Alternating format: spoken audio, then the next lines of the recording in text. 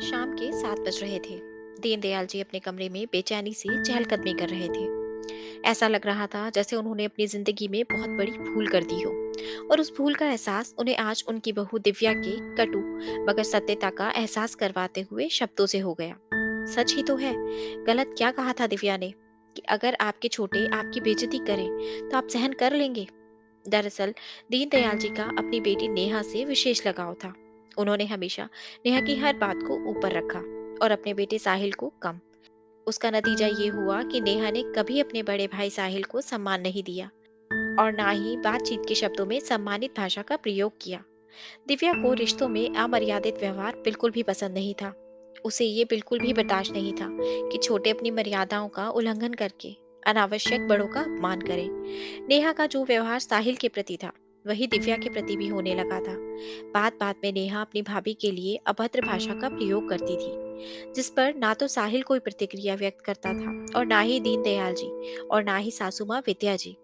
आज दीनदयाल जी का जन्मदिन था। सुबह से ही दिव्या रसोई घर में लगी हुई थी। एक एक चीज उसने दीनदयाल जी की पसंद की बनाई थी। दही बड़े, छोले, मिक्स वेज, पूरी। आखिर इतना सब बनने के बाद अचानक से नेहा ने कहा, हम सभी पापा का जन्मदिन सेलिब्रेट करने के लिए होटल चलेंगे। अरे, अगर आप सभी को होटल जाना था तो पहले बताना चाहिए। मैंने बहुत चाव से सब कुछ पापा जी की पसंद का बनाया है। वो सब व्यर्थ चला जाएगा। अरे भाभी, कुछ व्यर्थ नहीं जाएगा। सब मंदिर में बाहर बैठने वालों को बांट देंगे। आप चिंता मत कीजिए। नेहा ने लापरवाही से कह दिया। अब जो प्रोग्राम आपने अपनी मर्जी से बनाया है, तो आप चले जाइए, मैं नहीं जाऊंगी। दिव्या ने भी दृढ़ता पूर्वक कहा। बहू बनकर आई हो तो बहू बनकर ही रहो, समझी? ज्यादा मुंह खोलने की जरूरत नहीं है। हमने तुम्हारी राय नहीं मांगी है। और आइंदा से अपनी मर्जी हमारे ऊपर थोपने की कोशिश मत करना। बदतमीजी से नेहा ने कहा। पूरा परिवार वहीं खड़ा था। किसी ने भी नेहा की इस बात का विरोध नहीं किया। दिव्या ने भी आखिर आज कह ही दिया कि छोटी हो तो छोटी बनकर ही रहो। बड़ों के साथ बदतमीजी करने का लाइसेंस तुम्हारे माता पिता ने दिया होगा, मैंने नहीं। बस दिव्या का इतना ही बोलना था कि पूरे घर में भूचाल आ गया। दीनदयाल जी अब तक चुपचाप खड़े थे। दिव्या के बोलते ही वो बोल उठे। वो हमारे घर की लाडली बेटी है। वो कुछ भी कर सकती है। वो तुमसे छोटी है। तुम्हें उससे इस तरह से बात नहीं करनी चाहिए। अपनी मर्यादा में रहो। तुम्हारे लिए वही अच्छा है।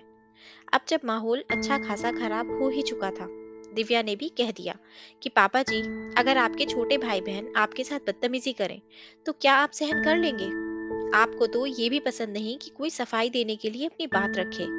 फिर आप मुझसे अपेक्षा मत कीजिए कि मैं आपकी लाडली बेटी की बदतमीजी सहन करूंगी। मुझे मेरी मर्यादा की सीमाएं अच्छी तरह से पता है, जिनका मैं हमेशा ख्याल रखती हूँ।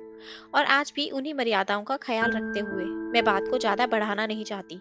आप सभी को जहाँ जाना है जाइए। आइंदा से मुझसे अपेक्षा मत कीजिएगा कि मैं किसी के लिए भी कुछ करूंगी। जब मेरी भावनाओं की किसी को कदर नहीं है तो फिर क्या मतलब? अपनी बहू के मुंह से सीधे और सटीक शब्द दीनदयाल जी के सीधे दिल पर लगे थे। 2 घड़ी चुप होने के बाद उन्होंने अपना फैसला सुना दिया था कि कोई कहीं नहीं जाएगा। बहू ने सब कुछ बहुत जतन से और बहुत मन से बनाया है। हम सब घर पर ही रहेंगे। इस तरह अपनी बात को उपेक्षित होते हुए देखकर नेहा गुस्से से पैर पटकती हुई अपने कमरे में चली गई। पर आज उसकी इस हरकत पर किसी ने कोई प्रतिक्रिया व्यक्त नहीं की। सभी ने साथ में बैठकर एक साथ खाना खाया। अगले दिन दोपहर को खाना खाते वक्त दीनदयाल जी ने नेहा को सख्त हिदायत दी कि लाड प्यार तुम्हारा अपनी जगह है, लेकिन बड़ों का सम्मान अपनी जगह। आइंदा से अब कभी भी तुम्हारे आचरण में अपने बड़ों का अपमान नहीं होना चाहिए। इस तरह से तुम ये समझ लो कि मेरे जन्मदिन पर तुम्हारी तरफ से ये उपहार है। विद्या जी भी अपने पति के निर्णय पर खुश थी, क्योंकि कहीं ना कहीं नेहा के अमर्यादित आचरण से वो भी दुखी थी। लेकिन घर में उनकी चलती ही कहाँ थी जो वो कुछ कह पाती। दोस्तों, एक घर में सभी सदस्य तभी खुश रह सकते हैं जब सब एक दूसरे के प्रति मर्यादित और सम्मानित व्यवहार करें। हर रिश्ता प्यार और सम्मान की नींव से मजबूत होता है। जब नींव ही गलत पड़ेगी तो रिश्तों की उम्र ज्यादा लंबी कैसे होगी? दोस्तों, आशा करती हूँ आपको ये कहानी अच्छी लगी होगी और जरूर कुछ नया सीखने को मिला होगा। आपका एक लाइक, शेयर और सब्सक्राइब हमें ऐसी ही और वीडियोस बनाने के लिए मोटिवेट करता है। इसलिए अगर अभी तक आपने हमारा चैनल सब्सक्राइब नहीं किया, तो प्लीज़ आप हमारे चैनल को सब्सक्राइब करें। आपसे कल फिर मुलाकात होगी एक नई कहानी के साथ। धन्यवाद।